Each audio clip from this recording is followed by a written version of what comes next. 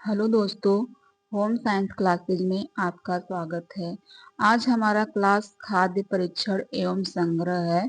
तो आज हम इसके क्वेश्चन को हल करेंगे। तो चलिए क्वेश्चन को हल करते हैं। तो फर्स्ट क्वेश्चन में आएगा कि दूध को चिपकाने के लिए इस्तेमाल किए जाने वाला समय और तापमान है। मतलब दूध को चिपकाने के लिए इस्तेमाल किए जाने वाला समय और तापमान है। तो इस 72 डिग्री से प्रति 15 सेकेंड होगा। तो इसका आंसर बी होगा, मतलब सेकेंड में गिना जाएगा। देखिए अभी ये मिनट में है, आंसर देखिए सेम है, बस मिनट सेकेंड का अंतर है।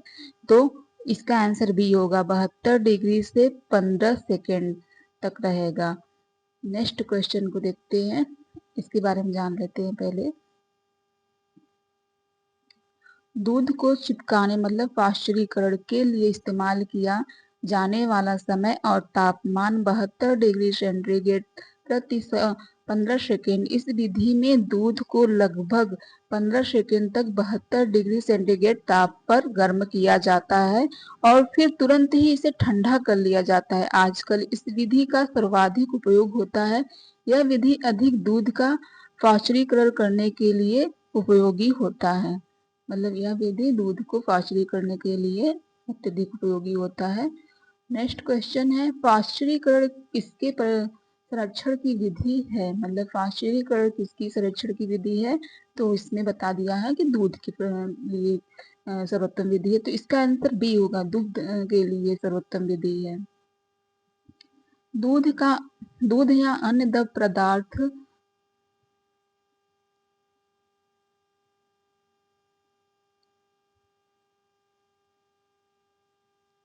दूध या अन्य द्रव पदार्थों को निश्चित समय तक निश्चित तापमान तथा गर्म किया जाता है। सभी प्रकार के रोगाणुओं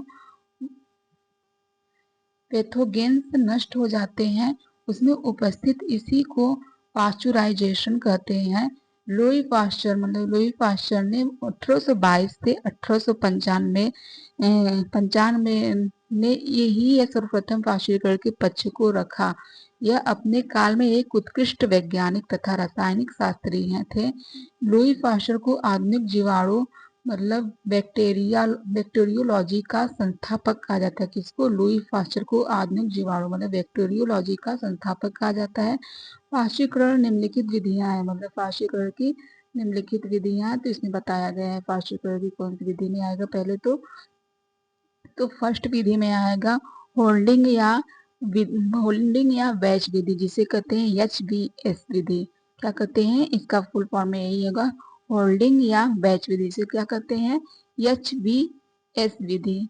तो इसमें दूध को 95 डिग्री 65 डिग्री सेंटीग्रेड पर 30 मिनट के लिए, मतलब यह 30 मिनट के लिए गर्म किया जाता है। इसके पश्चात तुरंत दूध को ठंडा किया जाता है। 30 मिनट के लिए किस विधि में गर्म किया जाता है? होल्डिंग या बैच विधि, इसे कहते हैं HBS विधि। और फिर सेकेंड में है उच्च तापमान निम्न समय विधि, मतलब उच्च तापमान निम्न समय विधि। इसे क्या कहते हैं? High temperature. तो HTST है हाई टेम्परेचर सिस्टम टाइम। तो इसमें दूध को 72 डिग्री सेंटीग्रेड पर 15 सेकेंड तक गर्म करके शीघ्र ही ठंडा किया जाता है। इसमें उच्च तापमान निम्न समय विधि में HTST मतलब हाई टेम्परेचर मतलब निम्न समय विधि। इसमें दूध को 72 डिग्री सेंटीग्रेड पर 15 सेकेंड तक गर्म करके शीघ्र ही ठंडा किया जाता है। अति उच्च तापमान विधि मतलब अधिक उच्च तापमान विधि में इसे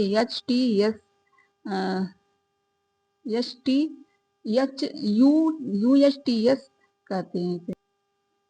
UHTS को अंग्रेजी में कहते हैं अल्ट्रा हाई टेम्परेचर सिस्टम। क्या कहते हैं? Ultra high temperature system. तो अति उच्च तापमान विधि हिंदी में कहते हैं। इसमें दूध को 93.4 डिग्री सेंटीग्रेड पर 3 सेकेंड के लिए मतलब इसमें 3 सेकंड के लिए गर्म किया जाता है। और 149.5 डिग्री सेंटीग्रेड पर 1 सेकंड के लिए गर्म करके शीघ्र ही दूध को 60 डिग्री सेंटीग्रेड तक ठंडा किया जाता है। मतलब 60 डिग्री सेंटीग्रेड तक इसे ठंडा किया जाता है, इसका यह विधि है। ठीक है, नेक्स्ट क्वेश्चन को देखते हैं। डिब्बा बंद जैसा मतलब डिब्बा बंद जेम या जेली पर चिन्ह लगा रहता है। डिब्बा बंद जेम या जेली पर किसका चिन्ह लगा रहता है? तो इसमें एफपीओ का, मतलब डिब्बा बंद जेम जेली जो होता है फल फ्रूट का बना होता है, तो उसमें एफपीओ मतलब एफपीओ फूड न्यूट्रिशन को होता, तो इसका आंसर सी होगा या पीओ होगा। तो यह पीओ भारत में बेचने जाने वाले एफपीओ भारत में बेचे जाने वाले सभी संस्कृत फल उत्पादों एफपीओ चिन्ह अनिवार्य है, जैसे कि डिब्बा बंद फल, पेय पदार्थ, फ्रूट, जैम, पेट उपचार, निर्जलीकृत फल आदि में एफपीओ लगा रहता है। उत्पादित यह चिन्ह गारंटी देता है कि उत्पाद एक स्वच्छ एवं सुरक्षित वातावरण में निर्मित किया गया है।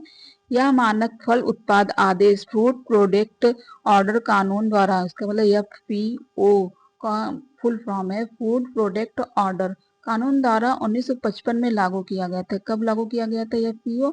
1955 में लागू किया गया था। और एग मार्क जो है यह एक प्रमाण चिन्ह है जो भारत में कृषि खाद्य उत्पादों पदार्थों पर लगाया जाता है। क्या है एग मार्क? एक प्रमाणित चिन्ह है जो भारत के कृषि उत्पाद पदार्थों पर लगाया जाता है।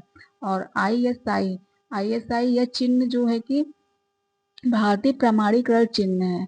यह एक प्रमाण चिन्ह है, यह प्रमाणीकरण चिन्ह है। क्या है आईएसआई? एक प्रमाणीकरण चिन्ह है। इसकी स्थापना 1955 में की गई। यह औद्योगिक उत्पादों के लिए जारी की जाती है, जैसे कि इलेक्ट्रिक वस्तु, मोटर, केबल वायर और हीटर, एलपीजी सिलेंडर आदि के लिए किया जाता है। क्या? आईएसआई किया जाता है। क्या? Motor, cable wire, heater, LPG cylinder के लिए। तो नेक्स्ट क्वेश्चन को देखते हैं, क्या पूछा इसमें। दिए गए कूट को सही वाक्यों का चयन कीजिए। मतलब दिए गए कूट में सही वाक्य का चयन करना है। तो इसमें देखते हैं क्या है। वाक्य कह रहा है कि वाक्य फर्स्ट, एक घी, मक्खन, वनस्पति तेल, आटा, मसाले एवं शहद जैसी सामग्री वस्तु एक मार्क ग्रेडिंग स्वैच्छिक है। मतलब घी, मक्खन, वनस्पति तेल, आटा, मसाले एवं शहद जैसी सामग्री हेतु एक मार्क ग्रेडिंग स्वैच्छिक है, तो यह सत्य है। और दूसरा कह रहा है कि तंबाकू, अखरोट, बासमती चावल, प्याज, आलू के निर्यात हेतु एक मार्क ग्रेडिंग अनिवार्य है, तो यह भी सही है। तो इसका आंसर सी होगा। 1 और 2 दोनों सही है। निम्न वाक्य 1 और 2 दोनों सही है। तो वही बताया, घी, मक्खन, वनस्पति तेल, आटा, मसाले एवं शहद जैसी सामग्री हेतु एक मार्क ग्रेडिंग स्वैच्छिक है। तंबाकू, अखरोट और वानस्पतिक चावल, प्याज, आलू के निर्यात हेतु एक मार्क ग्रेडिंग अनिवार्य है। तो नेक्स्ट क्वेश्चन देखते हैं। फलों एवं सब्जियों फलों एवं सब्जियों को उनके मूल भार से 50% तक सुखाकर फ्रीजिंग करके सुरक्षित करना कहलाता है। क्या कहलाता है? डी हाइड्रोफ्रीजिंग कहलाता है। तो इसका आंसर बी होगा। फलों और सब्जियों को उनके मूल भार के 50% तक सुखाकर फ्रीजिंग करके सुरक्षित करना कहलाता है डिहाइड्रेशन हाइड्रोफ्रीजिंग कहलाता है। फलों एवं सब्जियों को उनके मूल भार के 50% तक सुखाकर डिहाइड्रेजिंग फ्रीजिंग के संरक्षित करना डिहाइड्रोफ्रीजिंग करना कहलाता है। वास्तव में यह विधि अंशतः निर्जलीकरण तथा शीतकरण पर आधारित है। इस विधि द्वारा जिन फलों एवं सब्जियों को संरक्षित करके रखना होता है उन्हें सर्वप्रथम गर्म करके उसमें नमी को कम से कम आधी मात्रा तक सुखा दिया जाता है। तत्पश्चात इसका हिमीकरण किया जाता है। भोजन पकाते समय पुनः पानी डालकर इसके आकार व मात्रा को पुनः प्राप्त की जाती है। नेक्स्ट क्वेश्चन है, यदि मूंगफली को अस्वच्छकर स्थान पर रखा जाता है, यदि मूंगफली को अस्वच्छकर स्थान पर रखा जाता है तो उनमें किस सूक्ष्म जीवाणु को संग्रहित होने की संभावना अधिक होती है? किस सूक्ष्म जीवाणु को संग्रहित होने मतलब अधिक रहने की संभावना अधिक रहती है? तो होगा इसका एफ्लाटॉक्सिन होगा। इसका आंसर सी होगा, एफ्लाटॉक्सिन होगा। इसके बारे में जान लेते हैं फिर से। यदि मूंगफली को यदि यदि मूंगफली को अस्वच्छकर स्थान पर रखा जाता है तो इसमें उनमें एफ्लाटॉक्सिन नामक जीवाणु से संग्रहित होने की संभावना सबसे अधिक रहती है। एफ्लाटॉक्सिन विभिन्न जहरीले कार्सिनोजेन है जो कुछ मोल्डो विशेष रूप से एस्परजिलस प्रजातियों द्वारा निर्मित होते हैं। इस जीवाणुओं द्वारा स्वीट कॉर्न, गेहूं, बाजरा, कस्बा, चावल, मिर्च आदि शीघ्र प्रभावित होता है। अंगूर, संतरा, अनानास आदि से बनाए गए स्वेज में यह डालकर परिरक्षित की जाती है। तो पोटेशियम मेटा बाइसल्फाइड किया जाता है। क्या अंगूर, संतरा, अनानास आदि को बनाए गए स्वेज में यह डालकर परिरक्षित किया जाता है? क्या? तो पोटेशियम मेटा बाइसल्फाइड। तो इसका आंसर ए सही होगा। अंगूर, संतरा, अनानास आदि को बनाए रखने के लिए स्वेज में पोटेशियम मेटासल्फाइड डालकर परिरक्षित किया जाता है। पोटेशियम मेटा बाइसल्फाइड KMS, जिसे पोटेशियम पायरोसल्फाइड के रूप में भी जाना जाता है, एक तीखी गंध वाला सफेद क्रिस्टली पाउडर है। यह मुख्य रूप से एक एंटीऑक्सीडेंट या रासायनिक स्टेरिलेट के रूप में प्रयोग किया जाता है। नेक्स्ट क्वेश्चन को देखते हैं।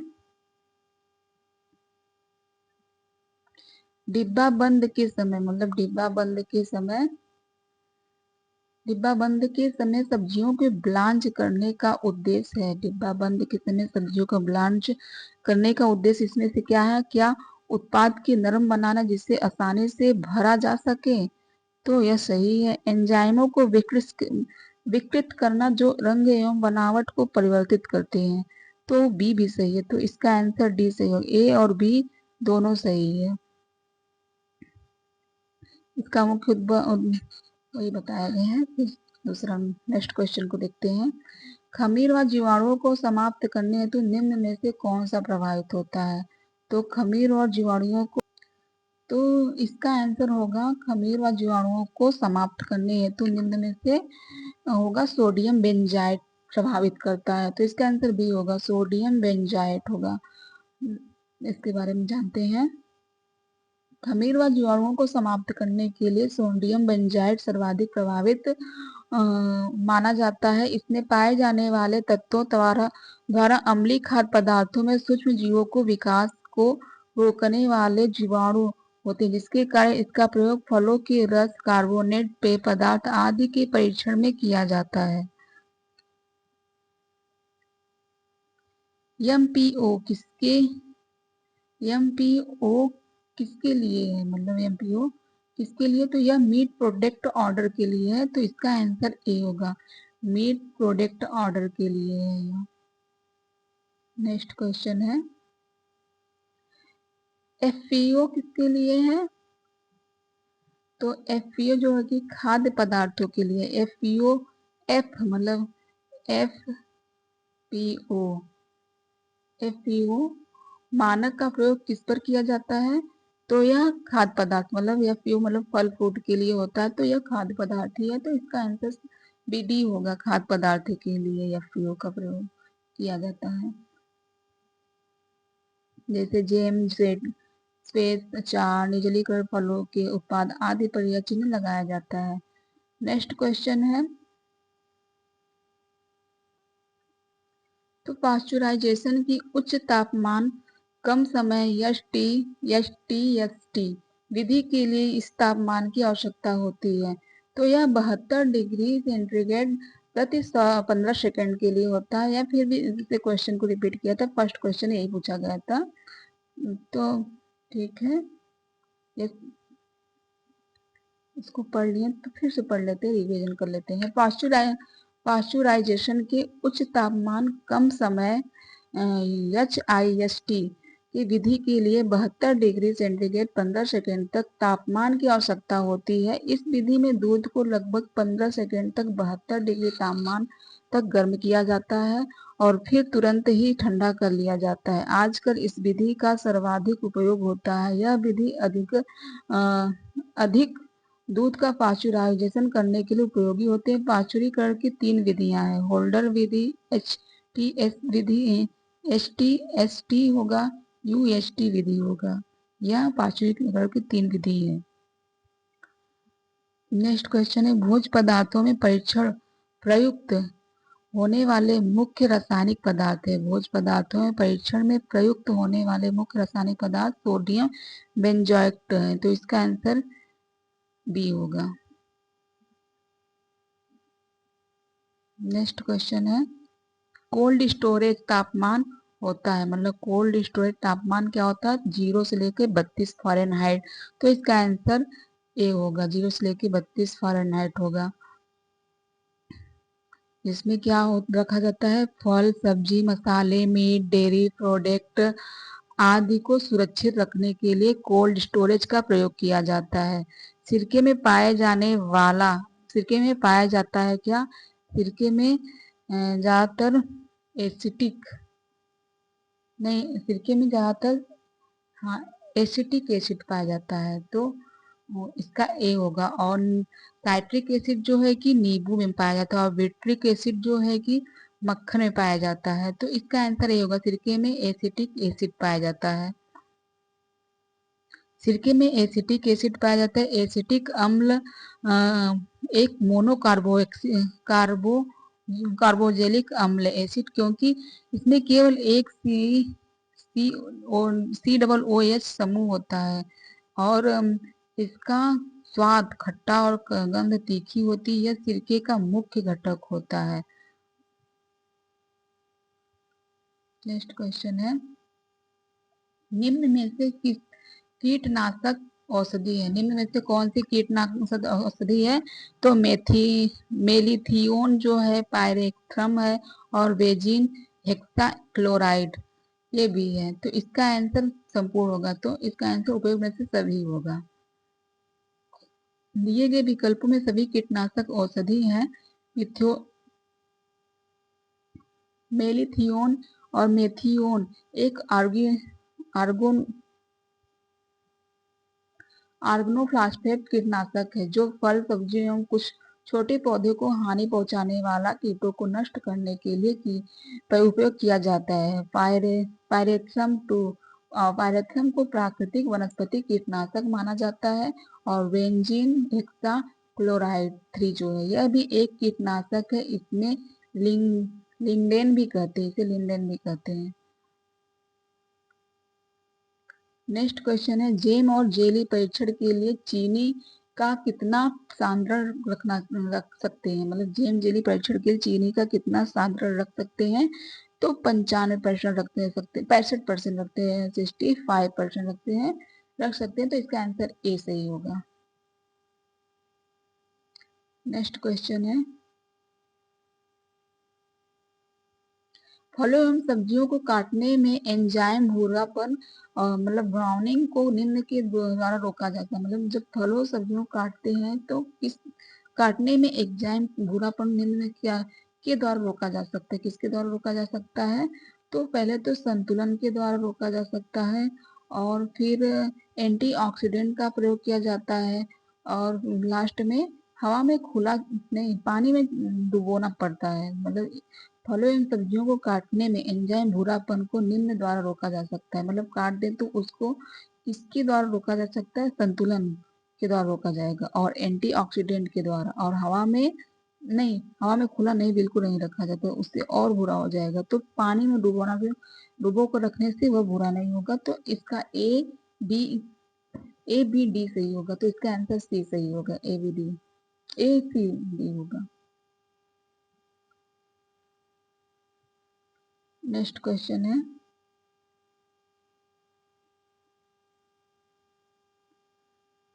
सुखाने से पहले सब्जियों को रसहीन कर देना चाहिए और रसहीन कारण कह रहा है कि रसहीन करने से उपयुक्त उच्च तापमान कुछ सूक्ष्म जीवों को मार देना चाहिए, परंतु एंजाइम को निष्क्रिय नहीं करना चाहिए। तो इसका आंसर क्या होगा? तो इसका आंसर होगा कि ये सत्य है परंतु आर असत्य है। ये सत्य परंतु आर, इसका आंसर सी होगा। फिर से पढ़ते, सुखाने से पहले सब्जियों को रसहीन कर देना चाहिए, तो सत्य है। और रसहीन करने में उपयुक्त उच्च ताप कुछ सूक्ष्म जीवों को मार देना, परंतु एंजाइम को निष्क्रिय नहीं करना, तो यह गलत है। एंजाइम को निष्क्रिय पहले किया जाता है। एंजाइम है तो भोज्य पदार्थ खराब तो होना ही होना है उसको। सुखाने से पहले सब्जियों को रसहीन कर देना चाहिए, क्योंकि रसहीन करने से उपयुक्त उच्च ताप का सूक्ष्मजीवों में मार देना, परंतु एंजाइम को निष्क्रिय नहीं करना।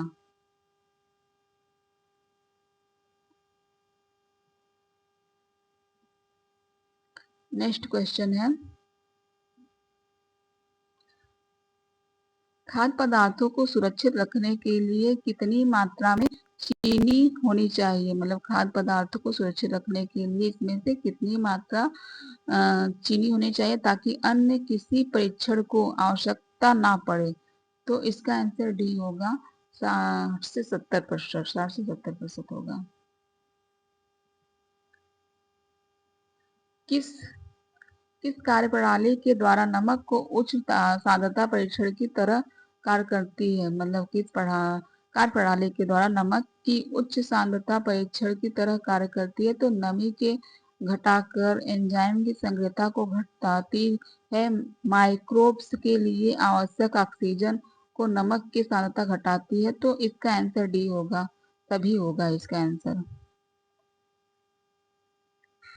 पोषक तत्व को सुरक्षित रखने के लिए कौन सा सोपान मदद नहीं करता है? मतलब पोषक तत्व को सुरक्षित रखने के लिए इनमें से कौन सा सोपान मदद नहीं करता है? तो प्रेशर कुकर में पकाना ये तो करता है। चावल और दाल को बार बार बार और सही तरीके से धोना, तो यह गलत है। बार बार नहीं धोना चाहिए, बहुत कम ही मतलब धोना चाहिए, 2 बार, इससे ज्यादा नहीं धोना चाहिए। सब्जियों को छिलकों को ना निकालना, तो यह सत्य है। और छिलका निकालने से पहले धोना, ये भी सही है। सब्जी को छिलका निकालने से पहले धोना चाहिए, ना कि छिलका निकाल कर तब धोए, इससे उसके कुछ पोषक तत्व तो नष्ट हो जाते हैं। तो इसका आंसर बी सही होगा। चावल और दाल को बार बार सही तरीके से धोना यह गलत है, नहीं धोना चाहिए, बार बार नहीं धोना चाहिए। नेक्स्ट क्वेश्चन है, अधिकतर भोज्य पदार्थ को खराब करने वाले बैक्टीरिया विकसित होते हैं। अधिकतर भोज्य पदार्थों को खराब करने वाले बैक्टीरिया इसमें से कौन से विकसित होते हैं? तो न्यूट्रल पीएच होगा। इसका आंसर सी होगा, न्यूट्रल पीएच होगा इसका। नेक्स्ट क्वेश्चन है,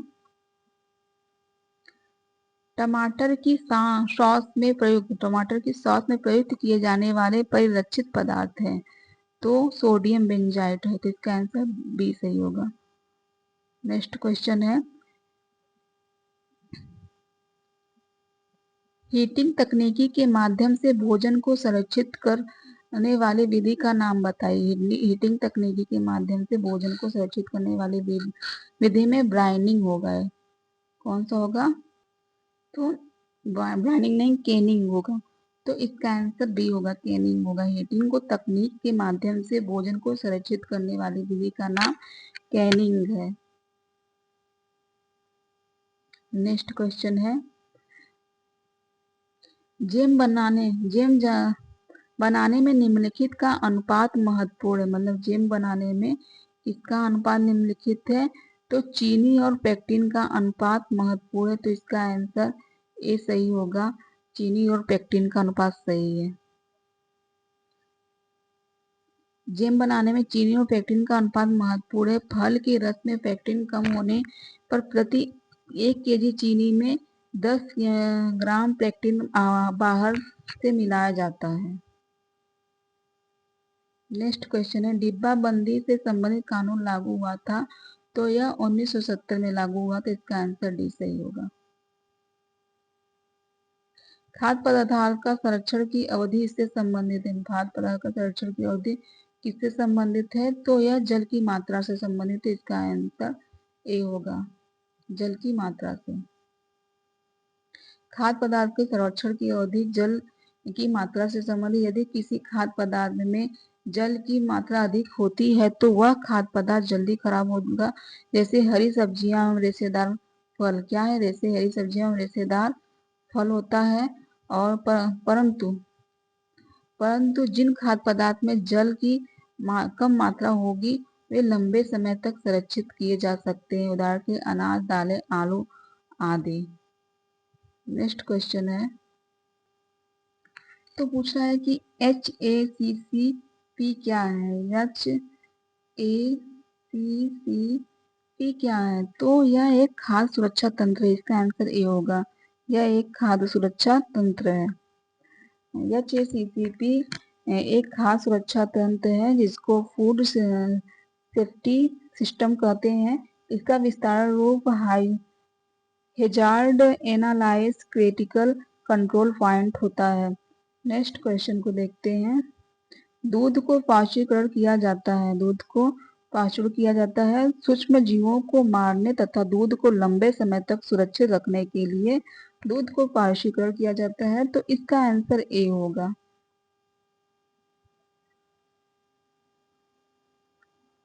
सभी जीवाणु, रोगाणु एवं कीटाणुओं को नाश हो जाता है, मतलब दूध के पाश्चुरीकरण। यदि जीवाणुओं को की बीजाणु रह भी जाते हैं तो यह निष्क्रिय हो जाते हैं। नेक्स्ट क्वेश्चन को देखते हैं।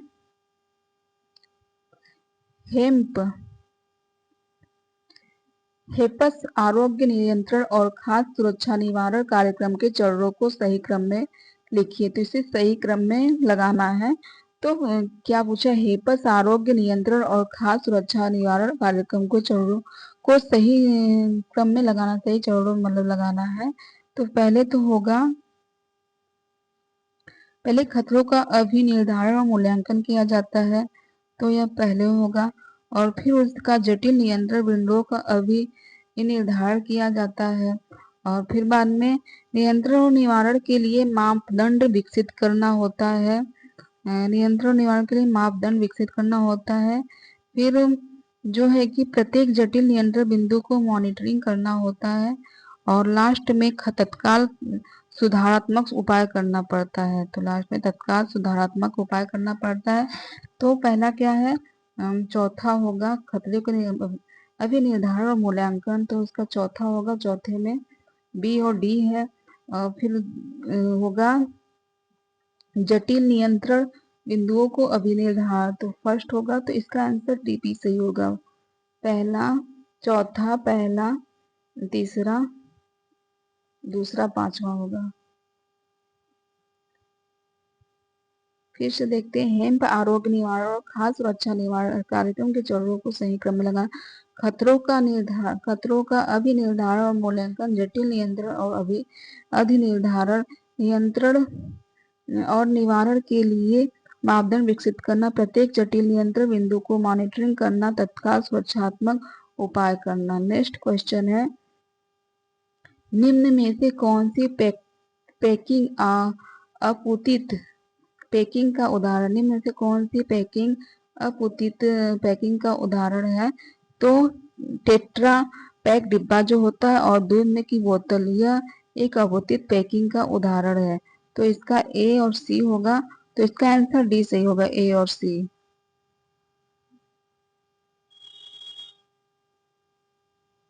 नेक्स्ट क्वेश्चन को देखते हैं। खाद्य उत्पादन में सही खतरा क्षेत्र कौन सा है? खाद्य उत्पादन में सही खतरा क्षेत्र कौन सा है? तो यह है जो कि 41 डिग्री फ़ारेनहाइट से 135 डिग्री फ़ारेनहाइट होगा। इसका आंसर बी सही होगा।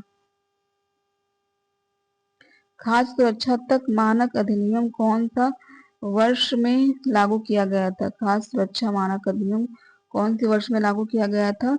तो यह 2006 में लागू किया गया था। तो इसका आंसर बी होगा।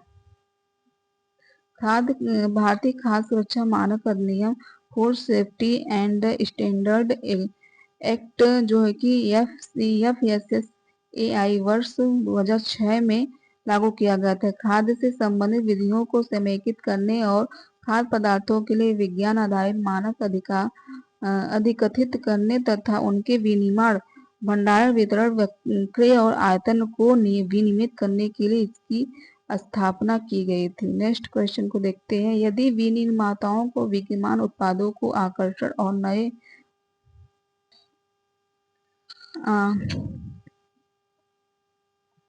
आकर्षण एवं नए पैक में प्रयुक्त करने हेतु उसके नए पैक में होने वाले विज्ञापन करता है तो निम्नलिखित में से कौन से उपाय अपनाने होंगे। तो पहले तो ग्राहक मतलब कि ग्राहक का जागरूकता बढ़ाने की जरूरत होती है। फिर जो है कि कठोर कानून करना पड़ता है और लास्ट में जो कि विश्वसनीयता के उत्पादों को किसी भी रूप में उपयोग करना होता है। तो इसका आंसर डी होगा, पहला, तीसरा, चौथा होगा। इसका आंसर डी होगा। यदि विनिर्माताओं को विद्यमान उत्पाद को आकर्षण और नए पैक में प्रस्तुत करने हेतु उसके नए पैक में होने वाले विज्ञापन करना और निम्न उपाय अपनाने होंगे। ग्राहक जागरूकता बढ़ाने की जरूरत है, कठोर कानून, विसंगति क्रम, दिशा निर्देशन प्रकाशित करना होता है। नेक्स्ट क्वेश्चन को देखते हैं। इसमें सूची 1 का सूची 2 से मिलान करना है। इसमें सूची 1 का सूची 2 से मिलान करना है और उनमें जांचे जाने वाले रासायनिक यौगिक को मिलाकर मिलान कीजिए और नीचे दिए गए कोड को सही क्रम में। तो सूची 1 कह रहा कि सूची 1 में परीक्षण और सूची 2 में रासायनिक यौगिक है। तो सेलीवानॉफ परीक्षण जो किसके मिलता है, सेलीवानॉफ परीक्षण किसमें रासायनिक यौगिक किया जाता है। तो देखते हैं सेलीवानॉफ परीक्षण जो है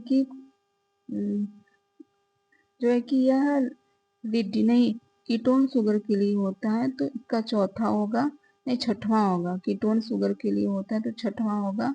तो छठवां देखते हैं, छठवां ए और बी में है तो इसको काट देते हैं। फिर दूसरा वाला क्वेश्चन किससे मिलता है,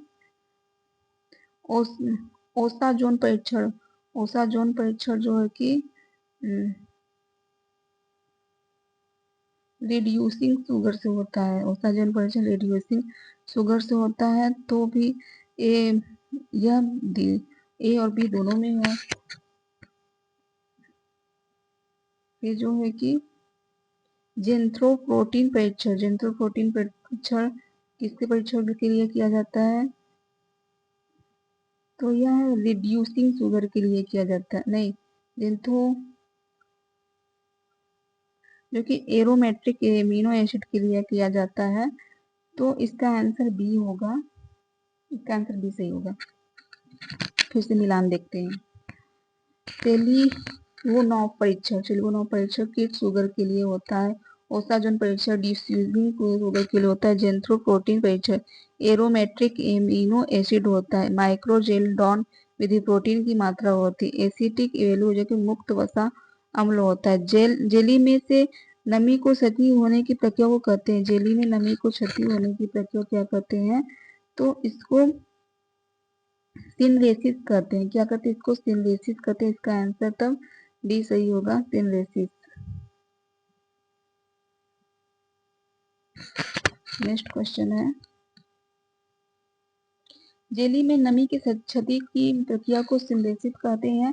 अर्थात सिनरेसिस वह शब्द है जो बड़ी संख्या में खाद्य पदार्थ जैसे जैम, जेली, सॉस, डेयरी उत्पाद, सुरीमी और टमाटर के रस के साथ साथ मांस और सोयाबीन के उत्पादों की से तरल को बाहर निकालने का वर्णन करता है। GRA से तात्पर्य क्या है, यह जनरल रिकार्बाइडेशन एज सेप होता है। तो इसका आंसर बी सही होगा, जनरल रिकार्बाइडस एज सेप होता है। रिकार्बाइडस सेप होता है।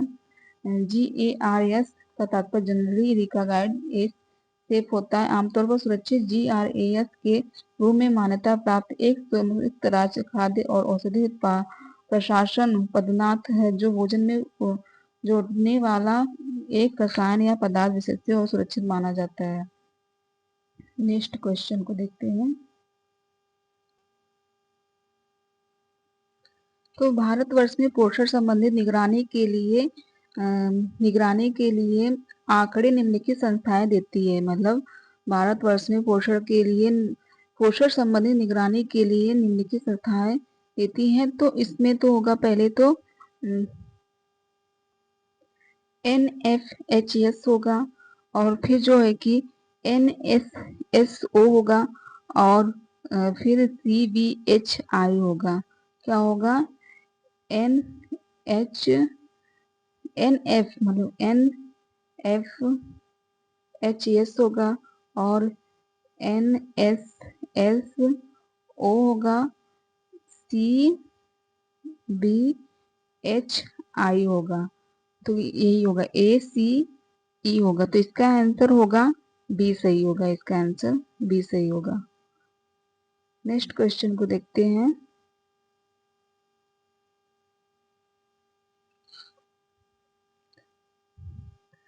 कह रहा है कि इसमें अभिकथन और कारण है। तो अभिकथन कारण क्या कर रहा है? अभिकथन कह रहा है कि खाद्य रश्मि विकिरण खाद्य संरक्षण की प्रक्रिया है जिसमें खाद्य को आनयन मतलब ओमोनाइजेशन ऊर्जा में अनावृत किया जाता है। कारण सामान्य रूप से सिलीनियस और क्रोमियस के समस्थापित का प्रयोग होता है।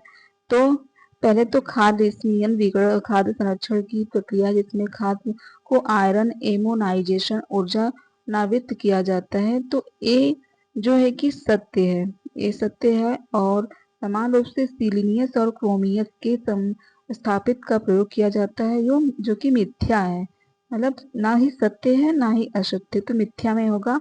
तो इसका आंसर ये होगा, ए सत्य और मिथ्या है। नेक्स्ट क्वेश्चन देखते हैं।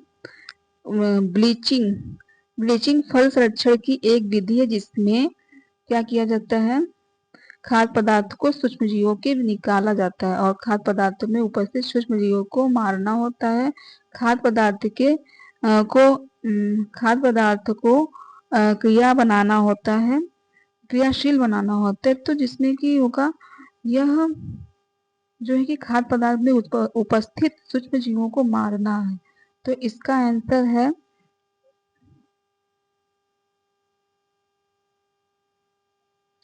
बी सही होगा। खाद्य पदार्थ में उपस्थित सूक्ष्म जीवों को मारना होता है।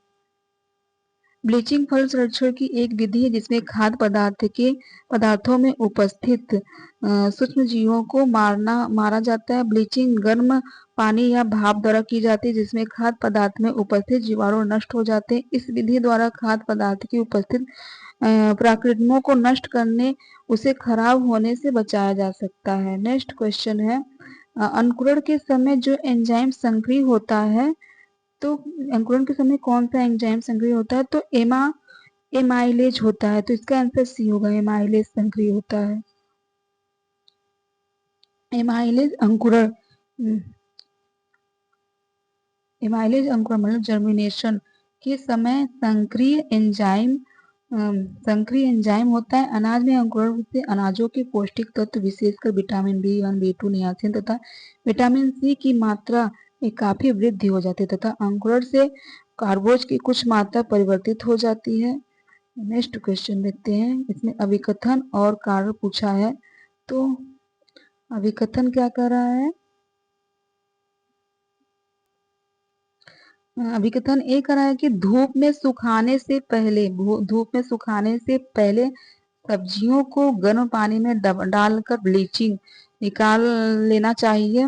तो यह सत्य है। धूप में सुखाने से पहले सब्जियों को गर्म पानी में डालकर ब्लांचिंग करते हैं, निकाल लेना चाहिए। फिर ब्लांचिंग में उपयोग में लाया गया उच्च तापमान कुछ सूक्ष्म जीवों को मार देता है लेकिन एंजाइम को निष्क्रिय नहीं करता है।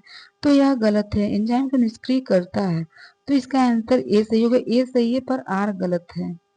नेक्स्ट क्वेश्चन देखते हैं, इसके बारे में जानते हैं। धूप में सुखाने से पहले सब्जियों को गर्म पानी में डालकर ब्लांचिंग निकाल लेना चाहिए, और क्योंकि ब्लांचिंग में उपयोग में लाए जाने वाले उस तापमान कुछ सूक्ष्म जीवों को मार देता है तथा उनमें उपस्थित एंजाइमों को सही निष्क्रिय कर देता है। अतः अभिकथन ए सही है पर कारण आर गलत है। नेक्स्ट क्वेश्चन पूछ रहा है कि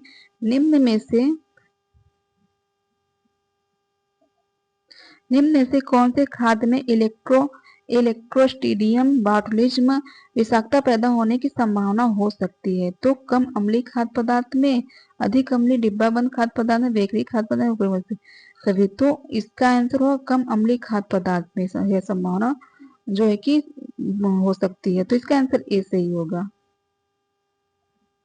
कम अम्लीय खाद्य पदार्थ में अधिक समय तक के लिए डिब्बा बंद करने पर उनमें इसमें क्लास्ट्रीडियम बाटुलिज्म विषाक्त पैदा होने की संभावना हो सकती है। नेक्स्ट क्वेश्चन पूछ रहा है, इनमें से कौन सा वाक्य सही है? तो जेम और जेली एक से हैं, तो यह गलत है। जेम और जेली अलग है। जेम बनाने में सिट्रिक अम्ल व चीनी की आवश्यकता होती है, तो इसका आंसर सही है। तो यह है सही, इसका आंसर बी सही होगा। परीक्षा जो नींबू अचार तैयार में उपयोग में होता है, तो इसमें से इसका कोई आंसर सही नहीं है। इसके बारे में देखते हैं। नींबू अचार परीक्षण हेतु नमक का प्रयोग किया जाता है। नमक का रासायनिक नाम सोडियम क्लोराइड है, जिसके इस प्रश्न के दोनों उत्तर ए और बी सही है। मतलब परीक्षण में नींबू अचार के तैयार करने में उपयोग किया जाता है क्या? नमक किया जाता है, सोडियम क्लोराइड, जो कि नमक का रासायनिक सूत्र सोडियम क्लोराइड है। तो इसका आंसर ए और बी दोनों होगा। तो इसमें से इसका आंसर कोई नहीं सही है। नेक्स्ट क्वेश्चन देखते हैं।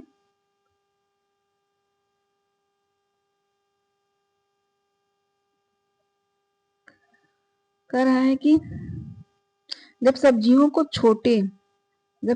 छोटे करीब वर्गाकार में काटा जाता है, उस विधि को कहते हैं, उस विधि को क्या कहते हैं? डाइस कहते हैं। उस विधि को डाइस करना कहते हैं। तो इसका आंसर सी सही होगा। सब्जियों को छोटे छोटे वर्गाकार भागों में काटने को डाइस करना होता है।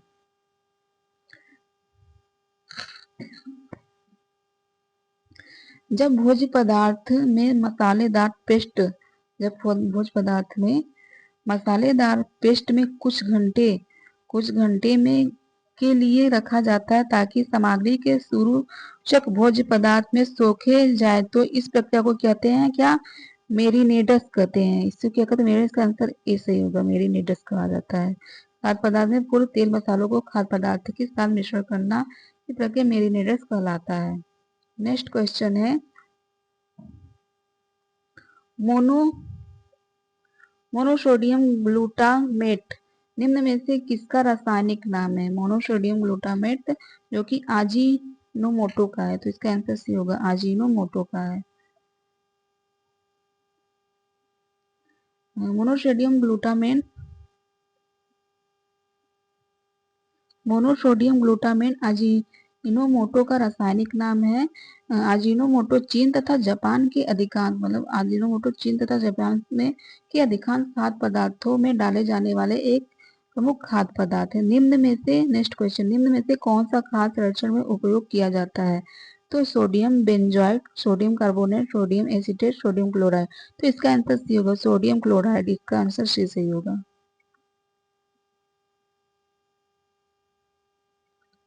इसमें इसका आंसर ए बताया, सोडियम बेंजोएट। तो इसका आंसर ए सही होगा। देखते हैं। सोडियम बेंजोएट का प्रयोग खाद्य संरक्षण में किया जाता है। इसका उपयोग खाद्य संरक्षण में अचार, मुरब्बे, टमाटर की चटनी, फलों के रस, अन्य खाद्य पदार्थ के परीक्षण के रूप में होता है। नेक्स्ट क्वेश्चन है, कम खर्च में भोज्य संरक्षण सिखाने के लिए सबसे उपयुक्त विधि कौन सी? कम खर्च में भोजन संरक्षण सिखाने की सबसे उपयुक्त विधि प्रदर्शन विधि। तो इसका आंसर डी सही होगा, प्रदर्शन विधि। नेक्स्ट क्वेश्चन है, खाद्य संरक्षण की घरेलू विधि इसमें क्या है? खाद्य संरक्षण की घरेलू विधि में है रेफ्रिजरेशन द्वारा, रिहाइड्रेशन द्वारा और नमक चीनी द्वारा। तो इसका आंसर सभी होगा। इनमें से सभी सही है। इसका आंसर डी सही होगा। नेक्स्ट क्वेश्चन है, स्ट्रॉबेरी या चेरी जेम को जमाने के लिए उसमें से मिलाया जाता है, तो इसका आंसर नींबू का रस होगा। इसका आंसर बी सही होगा, नींबू का रस। स्ट्रॉबेरी या चेरी जेम को जमाने के लिए इसमें नींबू का रस मिलाया जाता है? खटास की एक निश्चित मात्रा में जैम और जेली को जमाने के लिए आवश्यक है। खटास के लिए टाइट्रिक अम्ल अच्छा टाइट्रिक अम्ल इसे मिलाइट मिलाई जाती है। टाइट्रिक अम्ल ना हो तो नींबू का रस को डाला जा सकता है। खटास जैम जेली तैयार होने के लगभग 5 से 6 मिनट पहले मिलाई जाती है। नेक्स्ट क्वेश्चन है, देखते हैं। अंडा तथा दूध सुरक्षित रहते हैं। अंडा तथा दूध किसमें सुरक्षित रहते हैं? तो यह 0 डिग्री से 40 डिग्री फ़ारेनहाइट। तो इसका आंसर सी सही है, ए सही होगा।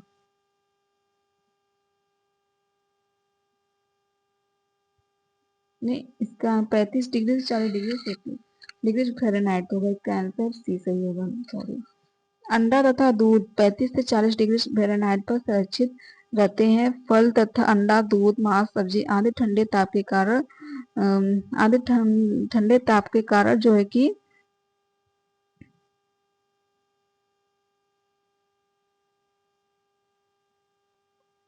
जम जाते हैं, जिसमें से निहित सड़ाने वाले जीवाणुओं की क्रिया शून्य हो जाती है। जीवाणु की वृद्धि 40 डिग्री फ़ारेनहाइट के नीचे रुक जाती है। नेक्स्ट क्वेश्चन है, बोतलों द्वारा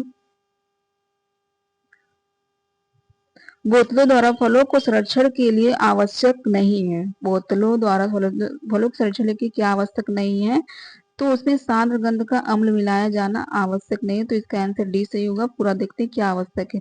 फलों को बोतलों में पर्याप्त रूप में गर्म करना चाहिए। तो यह सत्य है। इसमें निम्न वायु की बाहर निकालकर सील बंद कर देना चाहिए, ये भी सत्य होगा। और उसे धीरे धीरे पकाना चाहिए, ये भी सत्य होगा। जो कि असत्य में होगा, जो नहीं है, उसमें सांद्र गंध का अम्ल मिलाना होता है। तो यह जो कि गलत है। तो इसका आंसर डी सही है। नेक्स्ट क्वेश्चन है, भंडार गृह में नमी होने पर डिब्बों को रखने के पूर्व क्या करना चाहिए? भंडार गृह में नमी होने पर डिब्बों को रखने के पूर्व क्या करना चाहिए? तेल युक्त वस्त्र उसके चारों तरफ रगड़ देना चाहिए। तो इसका आंसर डी होगा। तेल युक्त वस्त्र के चारों तरफ रगड़ देना चाहिए। भंडार गृह में नमी होने पर डिब्बों को रखने के पूर्व तेल युक्त वस्त्र उसके चारों तरफ रगड़ देना चाहिए, जिससे नमी युक्त वायु डिब्बों में प्रवेश ना कर सके। सामान्यतः फलों को शक्कर के शरबत में डिब्बा बंद की जाती है। डिब्बे में रखे फलों व शरबत डालते समय उसे उबाल लिया जाता है। डिब्बे को सील करते समय डिब्बे के किनारे में की चूड़ी भली भांति फिट हो जानी चाहिए। सील करने के बाद विसंक्रमण प्रक्रिया को समाप्त करने के लिए डिब्बे को गर्म जल में डाल दिया जाता है, जिसके बाद डिब्बों को ठंडा किया जाता है और फिर उस पर लेबिल चिपकाकर भंडार गृह में रखा जाता है। नेक्स्ट क्वेश्चन है, खाद्य पदार्थों को बोतल बंद, डिब्बा बंद और पैकेजिंग करने से उस खाद्य पदार्थ को बिगाड़ने वाले किस घटक को बहुत कम किया जाता है? खाद्य पदार्थ को बोतल बंद, डिब्बा बंद और पैकेजिंग करने के में से उस खाद्य पदार्थ को बिगाड़ने वाले किस घटक को बहुत कम कर दिया जाता है? तो वायु की उपलब्धता। इसका आंसर सी होगा। वायु की उपलब्धता को बहुत कम कर दिया जाता है। खाद्य पदार्थ में प्रायतः दो कारण खराब हो जाते हैं। आंतरिक कारण और बाह्य कारण जो होता है, दो कारण से खराब हो जाते हैं। अत्यंत सूक्ष्म जीवाणु एवं अणुजीवी वायुमंडल के समुक्त वातावरण में मौजूद रहते हैं, जो खाद्य पदार्थ में पहुंचकर इसे विषाक्त कर देते हैं। खाद्य पदार्थ को खराब करने वाले अणुजीव बैक्टीरिया, फफूंदी तथा खमीर है। खाद्य पदार्थ को सुरक्षित रखने हेतु उनमें वायु की मात्रा नगण्य कर दी जाती है। नेक्स्ट क्वेश्चन है,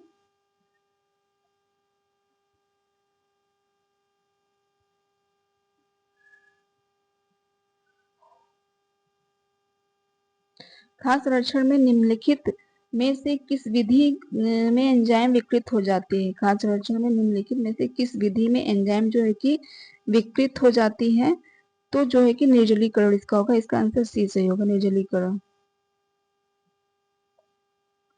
एंजाइम की क्रिया को कई विधियों से निर्धारित किया जा सकता है। इसमें प्रमुख एंजाइम के निष्क्रिय कराने वाले ताप तक गर्म करना, प्रशीतन, वायु का विलोपन व प्रकाश से खाद्य संरक्षण के लिए निर्जलीकरण के कारण एंजाइमों को विकृत हो जाते हैं।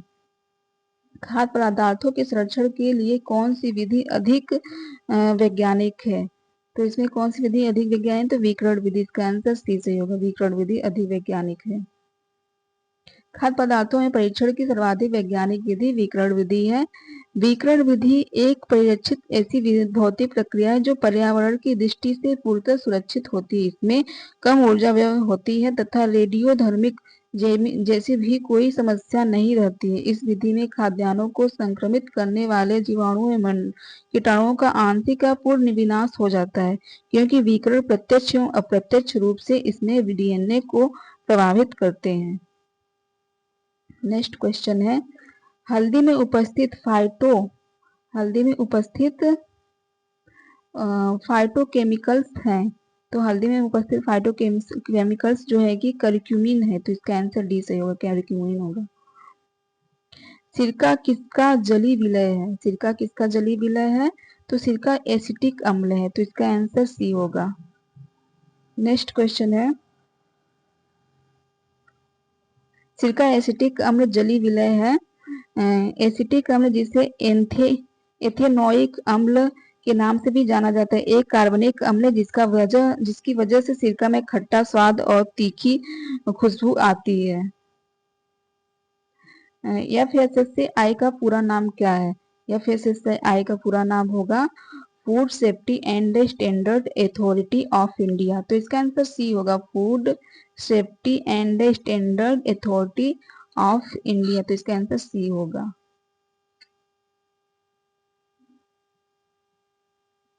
नेक्स्ट क्वेश्चन है, खाद्य संरक्षण एवं मानक एक्ट के परीक्षणों का वर्गीकरण इस प्रकार किया जाता है। खाद्य संरक्षण एवं मानक एक्ट नियम के परीक्षणों का वर्गीकरण इस प्रकार से किया जाता है। तो खाद्य ग्रेड और गैर खाद्य ग्रेड कहा जाता है। तो इसका आंसर सी होगा, खाद्य ग्रेड और गैर खाद्य ग्रेड कहा जाता है। खाद्य सुरक्षा एवं मानक एक्ट ने परीक्षकों का वर्गीकरण खाद्य ग्रेड और गैर खाद्य ग्रेड प्रकार से किया जाता है। खाद्य ग्रेड परीक्षण इस क्लास फर्स्ट में परीक्षण विधि को कहते हैं। इसके अंतर्गत नमक, चीनी, मसाले, विनेगर, शहद, खाद्य तेल आदि आते हैं। गैर खाद्य ग्रेड परीक्षण इसे क्लास सेकेंड परीक्षण भी कहते हैं। इसके अंतर्गत बेंजोइक एसिड एवं सॉर्बिक एसिड भी आते हैं।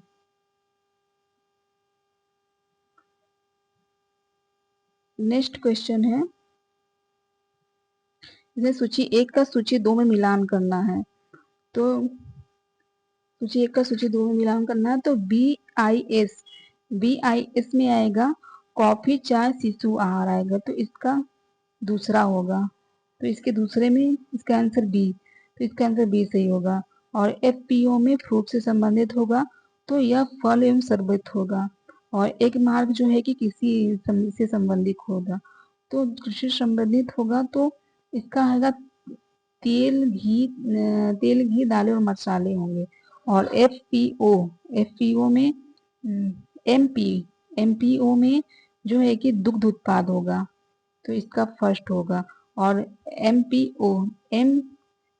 MMPO में दुग्ध उत्पाद होगा। MPO में जो है कि मांस उत्पाद होगा, मीट प्रोटीन ऑर्डर होगा। फिर से मिलान देखते हैं। BIS में कॉफी, चाय, शिशु आहार होगा। FPO में फल का शरबत होगा। एक मार्ग तेल, घी, दालें और मसाले होंगे। MMPO में दुग्ध उत्पाद होगा। MPO में जो है कि मांस उत्पाद होगा। MMPO में दुग्ध उत्पाद, MPO में मांस उत्पाद होगा। खाद्य सुरक्षा योजना परीक्षण यंत्र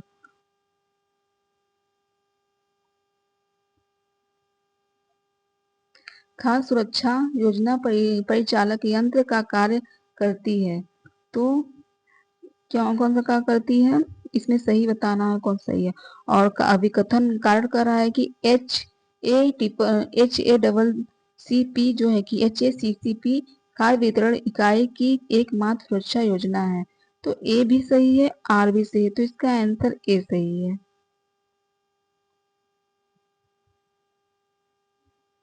तो भोजन संरक्षण का क्लास जो है कि यहीं पे समाप्त हुआ। भोजन संरक्षण का नेक्स्ट क्लास जो है कि ये क्लास जो है कि नेक्स्ट क्लास में होगा। तो भोज्य पदार्थ में मिलावट, तो यह अगले क्लास में होगा। तो ठीक है दोस्तों, आपका बहुत बहुत धन्यवाद हमारा क्लास देखने के लिए। हम नेक्स्ट क्लास में फिर से मिलते हैं। ठीक है।